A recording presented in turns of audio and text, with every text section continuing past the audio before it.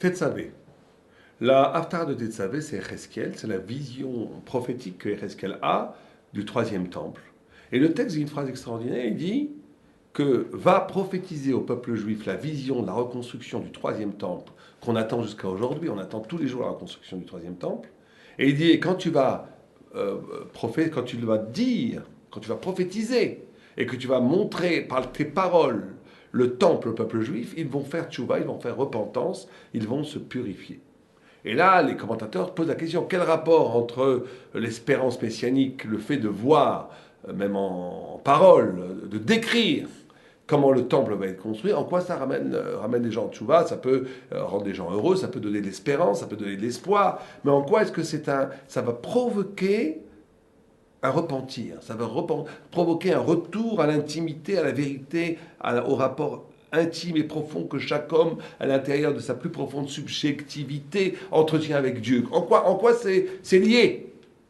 Et les commentateurs disent un yesod extraordinaire, un fondement moral, éthique et métaphysique extraordinaire, dont il faut se souvenir toute sa vie, je pense. Ils disent que le lieu de la perfection, le fait de communiquer avec quelque chose de parfait, le fait d'être en lien avec quelque chose de grand, nous purifie. Et ils vont même beaucoup plus loin. Ils disent que quand quelqu'un, ce qu'on va chercher, quand on va écouter pour les plus intelligents, on va dire, un grand rave, ou quand pour les gens un peu moins intelligents, même quand ils vont au musée pour aller voir des belles choses, ce que la personne cherche dans la grandeur qui est hors de lui-même, dans la beauté qui est hors de lui-même, dans l'intelligence qui est hors de lui-même, dans la pureté qui est hors de lui-même, ce qu'il cherche profondément, c'est d'éveiller la grandeur, la pureté, la beauté, l'intelligence qui est à l'intérieur de lui-même. Et ce yesod est extraordinaire. C'est-à-dire que, en vérité, la recherche de la beauté, la sensibilité de la grandeur, de la beauté, de l'intelligence, de la vérité, qui prend les figures objectives extérieures à ma vie, et dont le temple est le paradigme absolu, dont le temple est le fondement absolu. C'est en vérité, quand on y pense, quand on se connecte à cela, ça purifie l'intériorité, et c'est en vérité ce que l'on cherche. Quand on essaie de voir la beauté et la grandeur chez les autres, c'est d'essayer de faire scintiller en nous-mêmes cette grandeur et cette beauté qui est peut-être recouverte, assombrie, perdue. Alors malheureusement, ces commentateurs nous disent qu'il y a des gens qui ne sont plus du tout intéressés à écouter, à voir, à entendre la sublimité. Donc ça, c'est des gens qui, en vérité, des gens qui ne s'intéressent pas aux choses spirituelles, aux choses éthiques, aux choses morales, ou même aux choses belles, tout simplement. C'est des gens qui ont renoncé à toute grandeur d'eux-mêmes. C'est ces gens qui sont enterrés vivants. Donc c'est presque mathématique. On peut presque vérifier l'éloignement de l'âme. Vous savez que dans la Kabbalah, l'âme n'est jamais salie par le péché. L'âme s'éloigne de l'homme. Quelqu'un fait une mitzvah, l'âme se rapproche, son visage s'illumine. Quelqu'un fait une avéra, il transgresse la parole de Dieu, il fait un peu du lachon hara, de la médisance, il ne fait pas vraiment Shabbat, il vole, il ne rend pas exactement la monnaie, enfin, des petites choses comme ça qui ont l'air de rien. Chou, la neshama, elle fuit l'individu, elle s'en va. Et là, le visage s'assombrit. Et plus quelqu'un est sombre, plus quelqu'un est ancré dans la matière, moins il est relié à l'âme, moins il s'intéresse aux choses spirituelles, aux choses de grandeur. Et donc plus quelqu'un va être curieux, intéressé aux choses de la vérité, va vouloir aller dans des cours de Torah, va vouloir comprendre, plus en vérité c'est le signe indéfectible, le signe absolu, qu'il est lié profondément à son âme.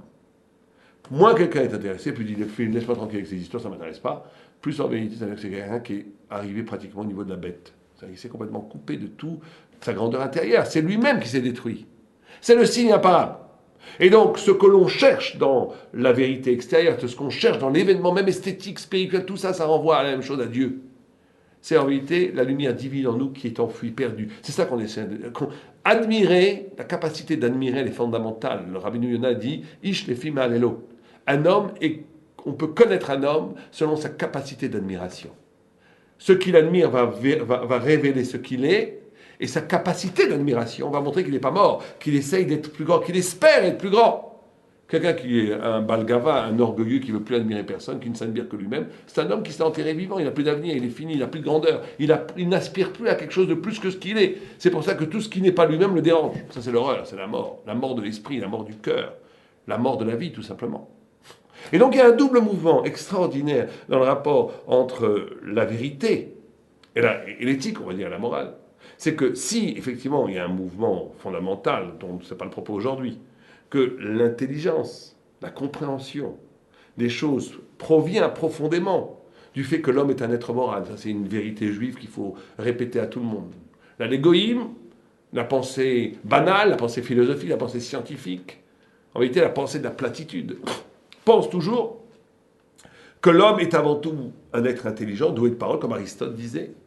Un homme est doué de parole. Et parce qu'il est doué de parole, donc doué de concept, il va arriver à des conclusions éthiques, morales. Donc l'homme est premièrement un homme parlant, pensant, qui produit une moralité. La Torah dit exactement le contraire. La Torah dit c'est parce que l'homme est confronté aux questions morales. Est-ce que j'ai le droit de faire ça? Je n'ai pas le droit de faire ça. Parce qu'un homme a envie de dire de la shonara, il n'en dit pas. Il a envie de faire une avéra, il ne la fait pas. Il a envie de voler, il ne vole pas. C'est ces questions-là qui produisent au cœur même de la conscience humaine une fêlure, une dualité. Et que cette dualité du oui et du non sont les premiers battements, les premiers mouvements qui vont permettre à l'homme de penser. L'homme commence à penser à partir du fait qu'il a une liberté, une responsabilité morale. Il n'y a pas de pensée autonome sans éthique. La morale est à l'origine même du sechel, de la pensée, de l'intelligence. Et c'est pour ça qu'on pourra investir des milliards de dollars dans l'intelligence artificielle, ça ne marchera jamais. Un ordinateur ne pourra jamais penser, une bête ne pourra jamais penser, pas parce qu'il leur manque des neurones, parce qu'ils n'ont pas de sensibilité éthique. Ils ne sont pas confrontés au oui ou au non. Faut-il faire le bien ou le mal? Donc la spiritualité est à l'origine même de la pensée, fut-elle scientifique. Ça, c'est un premier mouvement. Il y a un deuxième mouvement, c'est que la vérité purifie. La vérité elle-même amène la morale. Il y a des grands Baal Tshuva, qu'on peut nommer puisqu'ils sont connus, Ori Zohar par exemple, Beni Levi à la Shalom, sont des gens qui véritablement sont arrivés à la Torah, ont fait Tshuva, sont devenus des êtres extraordinairement éthiques, spirituels, moraux, parce qu'ils ont constaté la vérité. Ils ont vu le temple. Vous connaissez tous l'histoire d'Ori Zohar, qui était un grand comédien, chanteur, amuseur public, une sorte de Coluche israélien, qui un jour a rencontré un arabe à Or Sameach.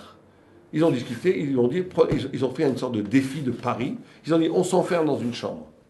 Pendant 24 heures, 48 heures, on discute jusqu'au bout. Et si j'ai raison, lui dit Ori Zohar, toi tu deviens chiloni, tu deviens profane, tu enlèves ta kippa, tu coupes tes papillotes, tu coupes ta barbe, et tu viens avec moi en discothèque. Et si toi tu arrives à me convaincre que j'ai raison, c'est moi qui vais en yeshiva. Et il y avait un objectif. Ils ont mis une sorte d'arbitre entre les deux qui mesurait le temps des débats, l'authenticité, l'honnêteté des propos, etc., etc. Et au bout de 48 heures, Ori Zohar a dit, tu as raison, la vérité c'est la vérité. Il a eu un mouvement extraordinaire, il a dit, puisque c'est vrai, je vais à la yeshiva, et ça a été un scandale national, un traumatisme, une sorte de tremblement de terre dans la conscience israélienne, de que Ori Zohar fasse Tshuva, c'est devenu l'emblème même des balais de Tshuva. En tous les cas, là, on a un mouvement inverse.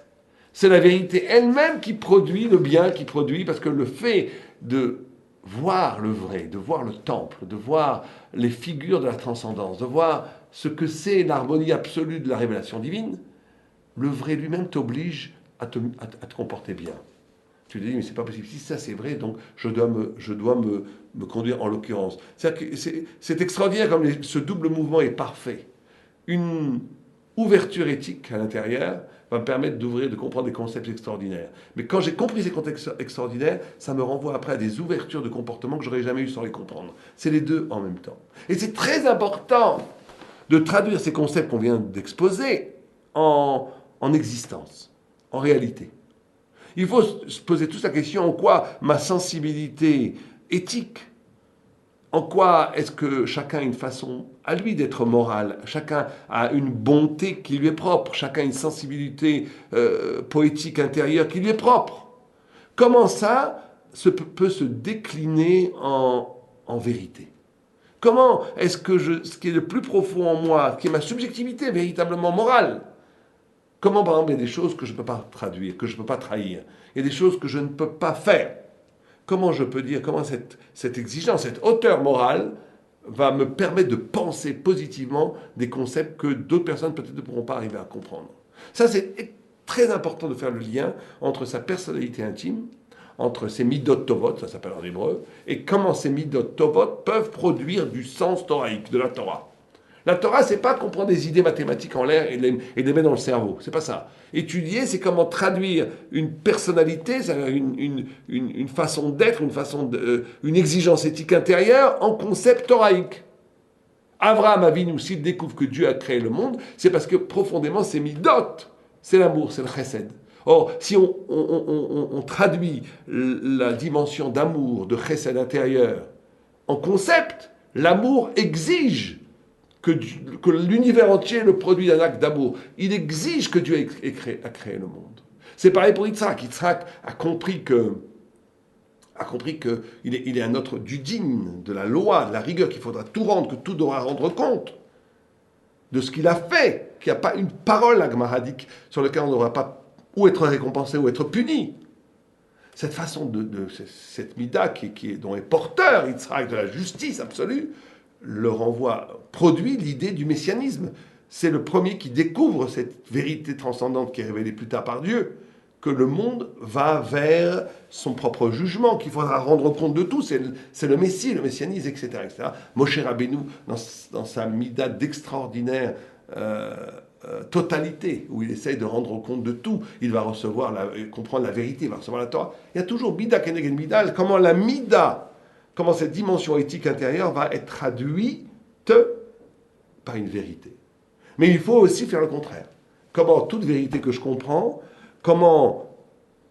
toute vérité que je comprends vraiment, va produire en moi un comportement nouveau. Ce que dit le Ramban dans Igeret à Ramban, il dit que chaque fois que tu étudies la Torah, pose-toi la question à la fin, comment, avec cette étude-là, je vais pouvoir investir ça existentiellement, réellement. Et tout le monde comprend que celui qui étudie. Et je sais qu'il y en a qui m'écoutent, qui sont dans cette position. C'est que j'ai beaucoup d'affection pour eux, mais il faut quand même le dire. On ne peut pas passer sa vie à écouter la Torah et après à manger une côtelette de porc. C'est impossible. Il faut à un moment donné dire ce que je comprends, au moins ce que j'ai compris, ce qui fait sens profondément à l'intérieur de moi. Comment cette chose-là, elle va m'obliger à faire des choses. La pensée, la vérité, si elle est véritablement vérité, elle oblige, elle responsabilise. Elle ne peut pas juste être une option de la pensée, c'est pas possible.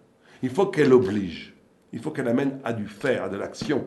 Parce qu'il en va de la crédibilité de la vérité elle-même. Sinon la vérité reste quelque chose ça devient une danseuse, ça devient quelque chose que j'ai en plus. Ce n'est pas du tout vital dans la vie et c'est une profanation de la vérité elle-même.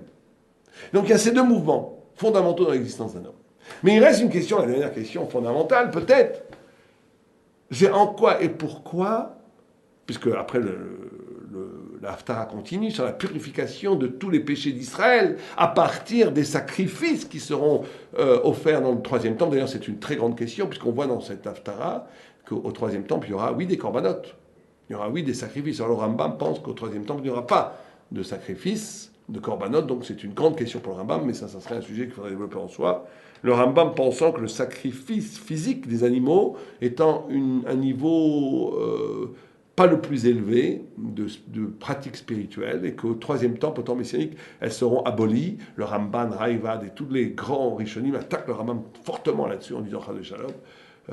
Tout ce qui est dans la Torah est absolu, ça ne peut pas être un dérivé de l'instinct idolâtre de l'homme ou de pratiques païennes, c'est quelque chose de purement transcendant qui vient de Dieu. Enfin, c'est une grande discussion chez les Rishonim. Mais en tous les cas, on voit dans cette Haftara que Rabbi est korbanot. Et donc la question quand même se pose, et les commentateurs la posent, c'est en quoi un korban purifie-t-il? En quoi le fait de prendre un pauvre mouton ou un bœuf et de lui faire une shrita, de l'égorger, de prendre le sang, le jeter sur l'autel, le dépecer, prendre les actes, de faire shrita, kabbalat adam, alicha, zrika, on fait la shrita, on reçoit le sang, on marche, on jette le sang sur l'autel, on dépèce l'animal, on prend certains membres du corps physique de l'animal et on le brûle dans le temple. En quoi ça va-t-il purifier et rédimer l'humain, l'homme, le juif? En quoi? Même un non-juif, d'ailleurs, pouvait amener un korban ola, holocauste au temple. Mais en quoi est-ce que ça purifie? Et il y a deux réponses fondamentales.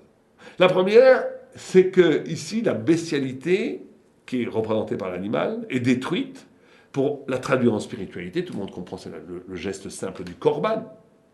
Korban, ça veut dire, c'est prendre quelque chose de bestial, d'animal, et de le spiritualiser en l'offrant en fumée vers Dieu. Et donc, symboliquement, quand l'homme voit ça, c'est sa propre bestialité qui ne doit pas être niée, justement. Parce que plus on nie l'animalité, le Yetzer Hara en nous, plus il se venge. Mais il faut qu'elle soit magnifiée. Il faut l'intégrer dans un système spirituel. C'est-à-dire, quand le désir prend sens, c'est qu'il est rendu à Dieu. C'est ça le sens même. Et ça purifie. C'est ce mouvement-là qui purifie. Le mouvement de dire, de comprendre et d'essayer d'intégrer tous ces désirs. Vous savez que les psychanalystes toujours disent, oui, mais l'homme est constitué aussi d'agressivité, de désir sauvage. Et moi, nous, on leur dit, non, c'est faux. C'est faux. Cet inconscient qui crée des pulsions de mort et de destruction, ça existe, bien entendu, mais on peut absolument les réintégrer, les réinvestir dans un univers spiritualisé. Ils ne sont pas coupés, comme on essaie toujours de couper l'homme en trois, encore en saucissonné, où il y aurait une part morale, une part éthique, une part bestiale, qui n'aurait aucun rapport. C'est complètement faux. La purification, elle passe justement quand je suis capable de donner un sens éthique, spirituel à une pulsion. Et c'est ça le Korban. Le Korban, c'est prendre la pulsionnaire, ça veut dire l'animalité dans l'être, et le magnifier en le spiritualisant. Et comment en le spiritualisant? En l'offrant à Dieu dans un autel. C'est ça qui fait que il y a purification. Mais d'une façon encore plus profonde, spirituellement, il y a purification parce que le Korban était une sorte de baiser entre le ciel et la terre. Puisque ce qui était terrestre devenait céleste. Et ça, dans l'existence de l'homme, ça veut dire, et c'est peut-être le plus important, la notion de sacrifice et sacrificiel, c'est-à-dire de perdre une partie de soi-même. Pour arriver à grandir, il faut être capable de faire disparaître quelque chose. Quand le Korban est brûlé, il disparaît. Et c'est faire disparaître l'écorce de la vie, les clipotes, d'abolir tout ce qui fait que je ne suis pas moi en croyant pertinemment le contraire. Tout ce qui fait que je me définis à partir de choses extérieures. Ça, il faut y renoncer. Il faut les brûler, il faut les donner, il faut les rendre, pour essayer de rejoindre ce qui est peut-être le plus fragile, mais le plus authentiquement vrai en moi, qui est cette nudité, ce dépouillement, ce face-à-face avec Dieu, qui fait jaillir pour moi une lumière complètement enfouie, si elle est cachée sur la sécurité de tout un système social, financier, psychologique, qui fait une armure en vérité de la vie, où la vie est emmurée à l'intérieur d'une prison qui a l'air d'être dorée, mais qui est en vérité un masque total de l'intrigue de la vie. Et donc, d'où la nécessité du sacrifice, effectivement. D'où la nécessité de casser, de brûler quelque chose, de passer d'une existence de l'avoir, j'ai quelque chose qui vaut de l'argent, je le donne à Dieu, je le donne au temple, je le donne au prêtre, au Kohanim, et ce mouvement-là purifie parce qu'il signe un passage de l'avoir à l'être. Jusqu'à maintenant, je me définissais parce que j'avais des choses. La plupart des gens se définissent parce qu'ils ont des choses. Ils ont une maison, ils ont une voiture. Et quand on dit ils ont des choses, ils ont réussi. Ils sont directeurs d'une banque. Comme les bébés, ils sentent qu'ils sont forts parce qu'ils ont des petits jouets. Lui, ces gens-là grandissent, ce sont des grands bébés. Les directeurs des grandes banques sont des grands bébés, je vous rassure, je vous le dis vraiment. Ce sont des grands bébés. Des bébés qui se prennent au sérieux, qu'on a pris nous-mêmes au sérieux, d'où l'immense gâchis. C'est une vie d'avoir.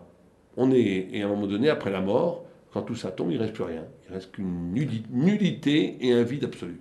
Donc le sacrifice, c'est être capable de donner, de rendre, de brûler, de jeter une existence qui est bâtie sur l'avoir pour la transformer en une existence qui est bâtie sur l'être. Passer de l'avoir à l'être. C'est ça le sacrifice. C'est ça le Korban. Korban a pour racine étymologique, non pas carbone, comme certains voudraient dire, carbone 14, ou carbone, mais Korban, ça vient de karov, de proximité.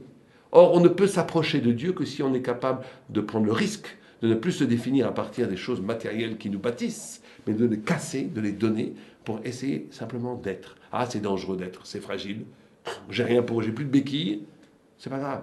Tu as la meilleure, plus grande, on va pas dire béquille de Dieu, mais tu as la plus grande aide de Dieu, la plus grande aide qu'il soit, c'est Dieu lui-même. Et quand tu prends as le courage, et quand on prend le risque, et qu'on a le courage de se face à face avec l'éternelle lumière de Dieu, on ne perd jamais, on gagne toujours. Aleva Aleinu et Shabbat Shalom.